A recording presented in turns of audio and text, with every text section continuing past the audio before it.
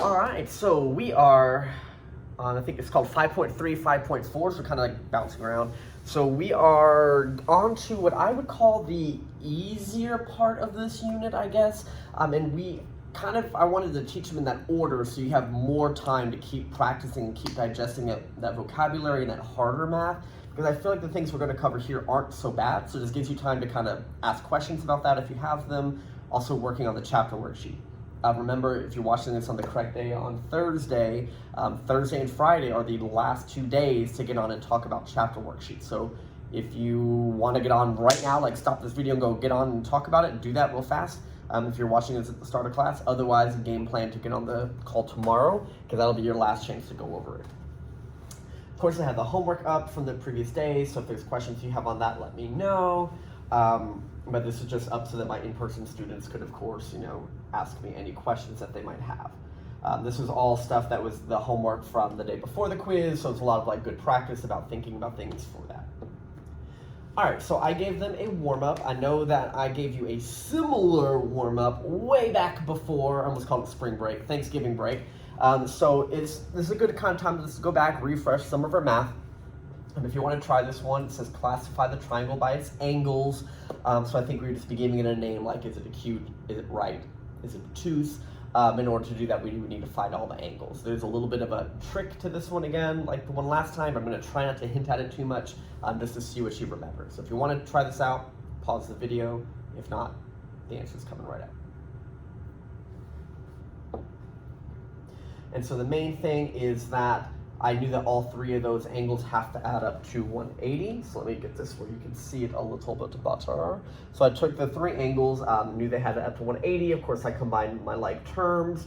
I saw x squared and x, which meant I needed to factor. So one of the things that I did do was subtract my 180 over while combining things to get it structured for factoring.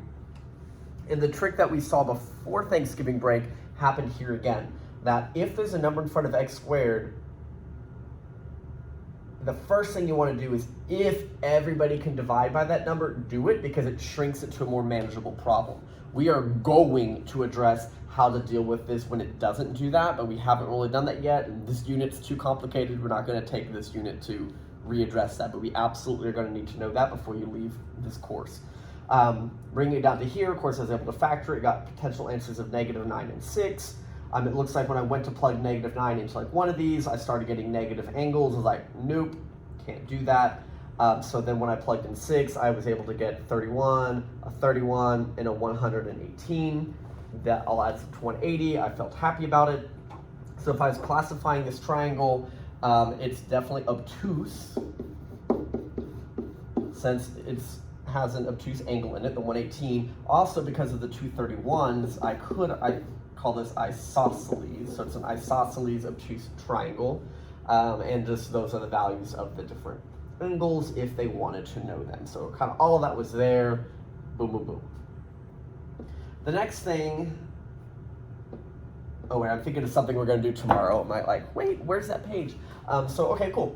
So the next thing, this is in the packet. It says green packet, it's blue packet, and if you're at home, you probably printed it, and it's a white packet. But it is on page 7. We're going to have a little bit of a conversation about what can make a triangle and what can't, as far as just 3 random side links. Like, hey, would these connect to make a triangle, yes or no? So there's a rule that basically says that the 2 shortest sides, so the 2 shortest, when you add them up, has to be greater than the longest side. And I'm going to give you a little visual about what happens when it's not, right? So I'm going to just draw like the longer side, and I'm going to do 3 versions of that longer side. Well, it looks like they're all the same because I'm doing 3 different things with the other sides. So they're basically saying, well, the 2 shortest ones, when I add them together, have to be greater than the longest side. So for example, if they were less than the longest side, so you have 2 short sides, so here's like a side and here's a side, like they're like T-Rex arms, like they're literally not going to meet to be able to make a triangle because they're too short. So that's part of the reason. The reason why it can't be equal to is if these just barely are long enough to reach each other, it means they're like stretching across and reaching each other, but it's collapsed, like it's flat. This would be just like a segment and not making a triangle. Whereas if these distances, when I add them together, are more than that, then it's like, try to add them, oh, this one's bigger, this one's bigger. They kind of have to tent up in order to connect, and that's what gives me a triangle. So that's sort of the rule, and I basically just had them practice it, and I warned them, just make sure that you don't read too quickly, make sure you find what the two shorter ones are. So for example, the two shortest ones here are 9 and 12. When I add them together in my head, I'm getting what, 21? 21 is definitely more than 15, so like, yes, this can make a triangle. So if you want to practice the next three, just to like do it a little bit, but you can pause the video and do that real quick.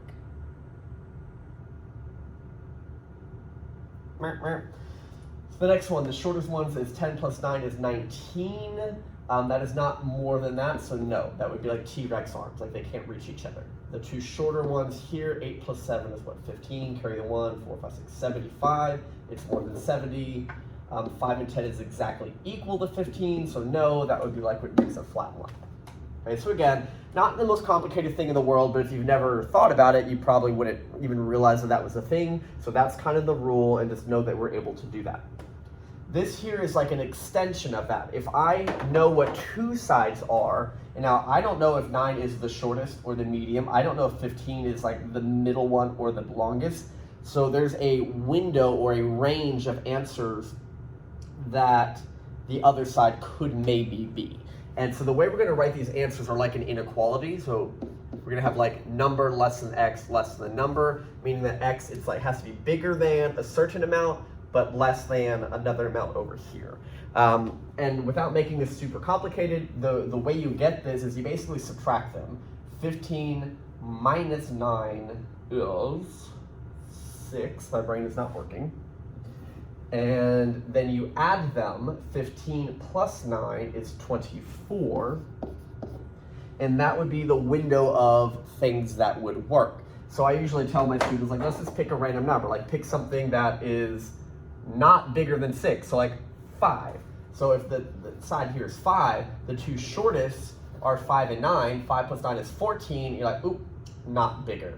If I pick something bigger than 24, let's say like 30, let's use an easy number, well then these are the two short ones, and 9 plus 15 isn't going to even reach to 30. But if I pick any magic number in the middle, let's say 10, then the two shortest are 9 plus 10 is 19. Yes, it's bigger than 15, and it works. So the math is not hard, like subtract them, add them, but just to kind of show you why that's what we're doing. So again, only if you want to. I had just circled a couple other ones here, just if you want to practice them real quick, just getting in the habit of writing it down. Again, it's not that it's difficult, but if you do it a few times, it'll like stick in your head better.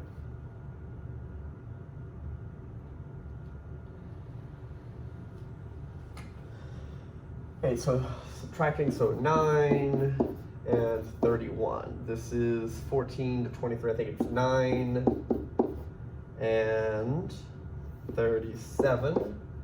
This one, 8 minus 5 is 3. 8 plus 5 is 13. 3. 8 plus 5, 33. Okay, unless I did that too fast, I'm pretty sure those are the answers. The answer key to this, of course, is on Canvas, so you can check that too. But there you go. So that's what I wanted to talk about with those.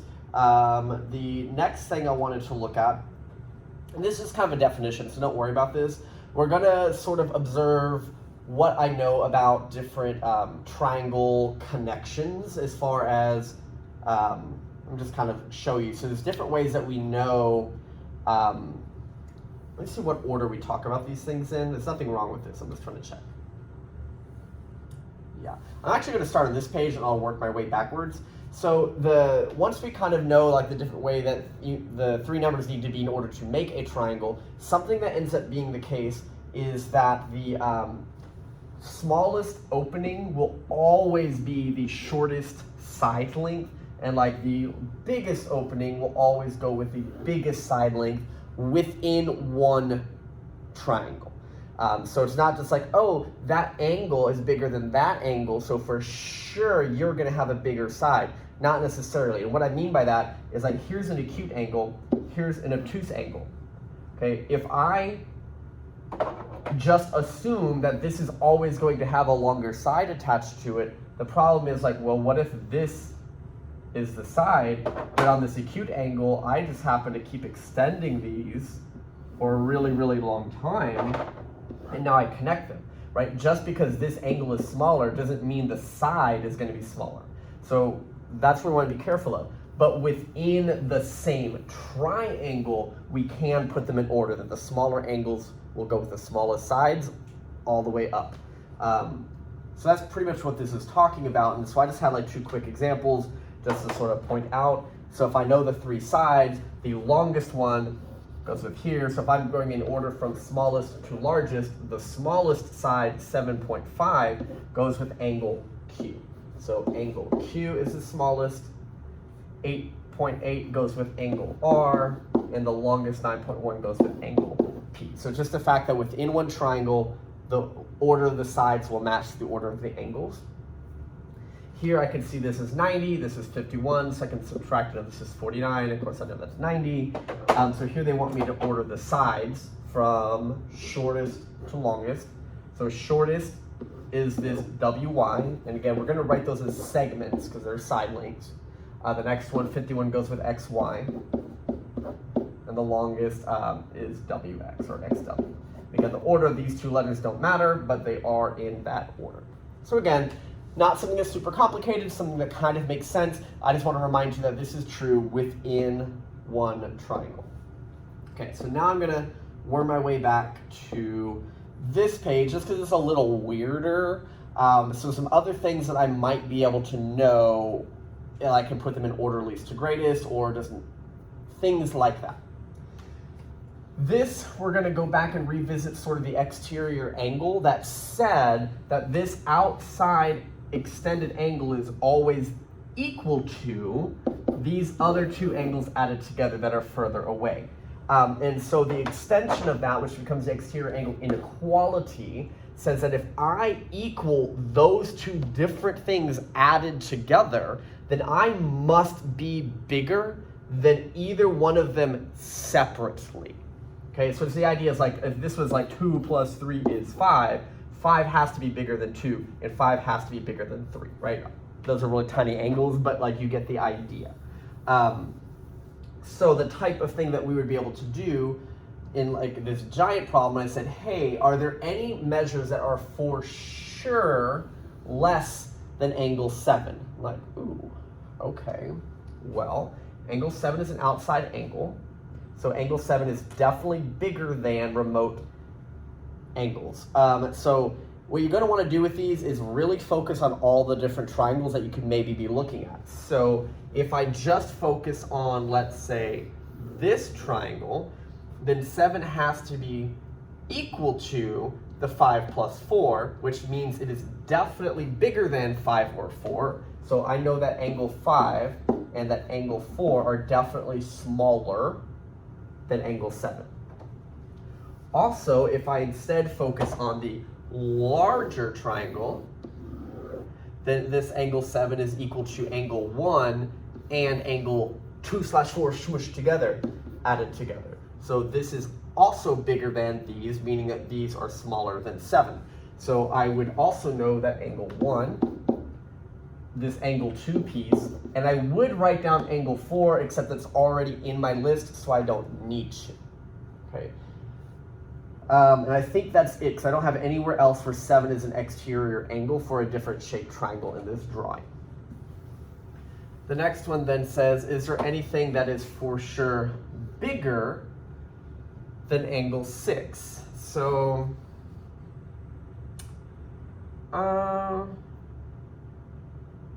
so I'm looking for an exterior angle, because 7 is not an exterior angle for 6. And, oh, I need to tell you this. You cannot assume like acute or obtuse from the picture. So just because this looks like it's bigger, like I might be able to draw this in a way where this is actually acute and it connects in a weird way. Like, just generally do not assume like sides of the angle in a drawing, but I can know from the exterior angle theorem.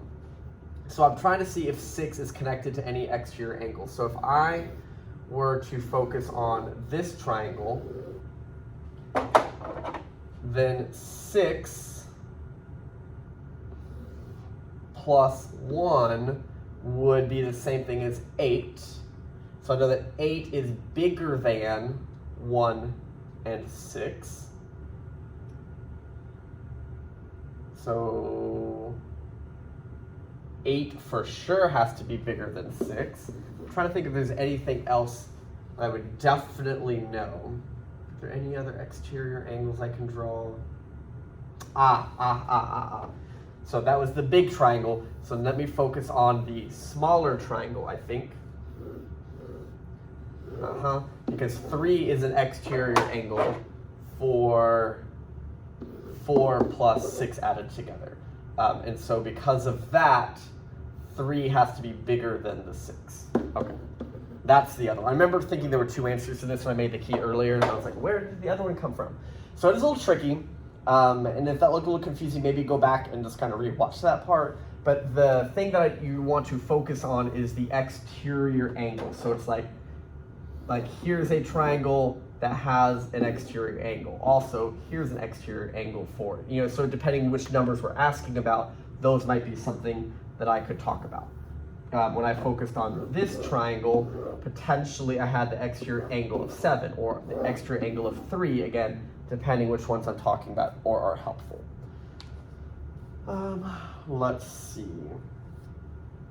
Maybe do another one to kind of talk about. This one says find measures that are less than angle 1. Okay, so angle 1 is an exterior angle for, and I'm going to focus on this giganto triangle. Angle 1 would be equal to this angle plus this angle added together, like that's an exterior angle. So what are measures less than 1? Well, if I equal those all added together, all of these separately have to be less than that. So for sure, the 3, the 4, the 5, and the 6 are definitely less than angle 1. I don't see another way to draw this. And again, I can't assume that this is obtuse and 8 is acute. So I can't list 8 in here because I don't know, like maybe I could extend this or reconnect it somehow. Like, so just, we can use exterior angle for sure. We can't just guess if that's drawn correctly. I think that that is it. I'll confirm with my answer key in just a second for y'all. And then, are there any measures that I know are bigger than angle 8? Okay, well, 8. Let's see what triangle. So the only triangle 8 is a part of is this one. So is there an exterior angle that uses 8? Yes. So if I extend here, this angle 2 is the same thing as angle 8 plus 6 and 5 added together. So who do I know has to be bigger than 8? Definitely 2, because it's equal to 8 plus some other stuff equals 2. So angle 2 for sure. The only other one, and I don't really know what the property for this is right now,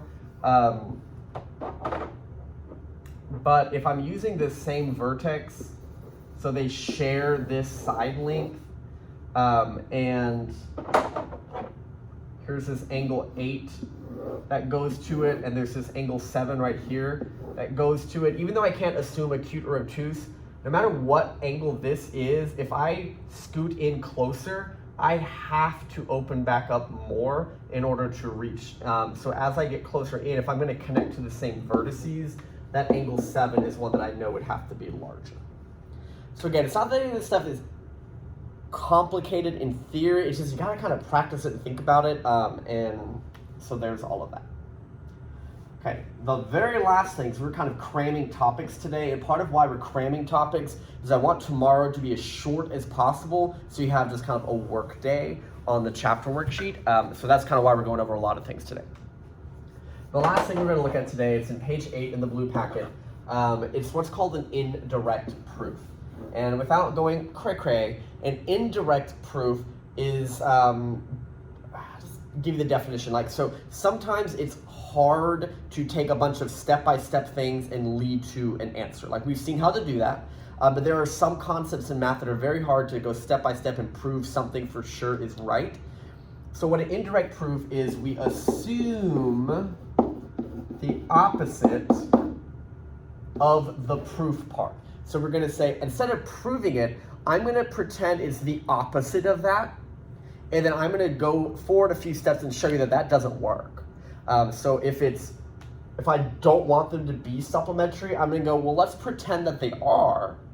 And then, oops, that doesn't work. So I'm wrong, which means that was right. Let's just walk through this. This is one that's kind of written more of a paragraph form, like more like me talking through my proof as opposed to like line by lining my proof. But the main thing is you assume the opposite, and then we try to run into an like a counter example of that. So we're going to assume that angle 2 and angle 3 are supplementary, because are supplementary is the opposite of not. Then line 1 and line 2, so 2 and 3 are here, these are CIA angles. So that would mean line 1 and line 2 are parallel, because if those are CIA, so if CIA are supplementary, then parallel. So kind of going back in time and revisiting those things. So if vocab word, which I can see, is doing this, then they're parallel. That would mean that angle 1 and angle 3 are congruent to each other, because if we're parallel and a vocab word, those are corresponding, then those are congruent. We know that angle 3 and angle 5 are congruent. Oh, okay, well, it's kind of the other way. These are vertical angles and therefore congruent, but they're congruent because they're vertical angles. Then by blank, 1 is congruent to 5. So I think if 1 is congruent to 3, then 3 is congruent to 5. That is by transitive. That 1 is congruent to 5. But this contradicts, okay, so we're saying, hey, I'm telling you angle 1 is not congruent to angle 5. Is that enough information to prove that these are not supplementary? So what I'm doing is I'm saying, let's pretend you are supplementary, and if I am supplementary, then what I'm going to get to is that they are congruent. So that contradicts the given fact that, contradicts the given that angle 1 is not congruent to angle 5. So the assumption I made about angle 2 and angle 3 being supplementary, the thing that I assumed like the opposite of, that is false. And if that is false, then the opposite is going to be true. So that means that angle 2 and angle 3 are not supplementary. Okay, so again, to kind of recap, so kind of ran through a bunch of stuff that probably overwhelmed you because it's like from a unit ago, or 2 units ago actually. But again, in indirect proof, you start by assuming the opposite and then run through it until you bump into it doesn't match with that. Therefore, my assumption was wrong, and what I'm being asked to prove must be right. Again, we're using things that maybe there would be a different way to like step-by-step prove this, but sometimes it's awkward. Like if I tell you it's not congruent, well, what are the steps I do for that? Like, can the steps get weird? So this is kind of like a different approach. So it's sort of like proving it by a counterexample. Like, so a counterexample disproves something. So I'm like, well, let me assume this is opposite, find a counterexample to mean that that's wrong, therefore the original is right. Okay, so kind of correct. Here's another one. I think in class, if there was time, I told them to try to practice this one in their packet. But if you maybe want to try it, cool. If not, I'm just going to follow along right now anyway. So again, we are going to assume the opposite. So they're saying, hey, I'm telling you that angle ABC, so ABC is not congruent to DBC. So they're basically saying this is like not a 90-degree intersection, right? So that's what they're saying. So can I prove that BC is not perpendicular to AD? So we're going to assume the opposite. We're going to assume that BC is parallel or perpendicular to AD. And because lines BC and AD are perpendicular, they intersect to form right angles. Because right angles are all congruent to each other. So think of like the different if-thens that we would do in our statements. We know that angle ABC is congruent to DBC. But this contradicts but given that these two angles were not congruent, you can put the slash through, that's another way of saying not congruent. So the assumption that I made about them being perpendicular cannot be true, therefore they are not perpendicular.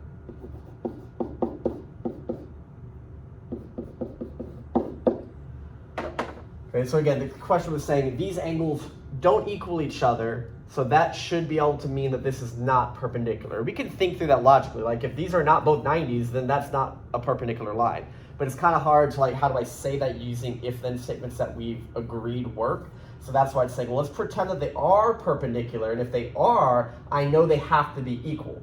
Okay, but you told me they're not, so then I'm not perpendicular. Okay, so it's all those like double negatives. If that sounds a little confusing, I'm sorry. But again, this is just kind of what an indirect proof is. We're not writing it in like a really formal way. We're just kind of using our thinking. If there's one of these on the test, it will be sort of fill in the blank like this. You're not going to have to create like a paragraph out of your own brain. So again, I know that there was a lot of information on this video. It's one of the longer videos we've had in a little while. That's because tomorrow's is going to be short and be mostly just a work day. So yeah, have a good one. Good luck. Oh wait, what's the homework, right? Hello. So I want you to go back and finish page 7. That was just like checking, are they triangles or not? What's the window or the range of values that the triangle third side can be? And this one kind of messes mostly with ordering the angles and sides and some of the other stuff that we talked about. So again, I would practice all this. Reminder that chapter worksheet's Monday, test is Tuesday. Literally after that test, you're going to get your final exam review packet and review, and we'll kind of designate a day for the retest for those of you that need that. All right, I'm going to stop talking. Have a good one.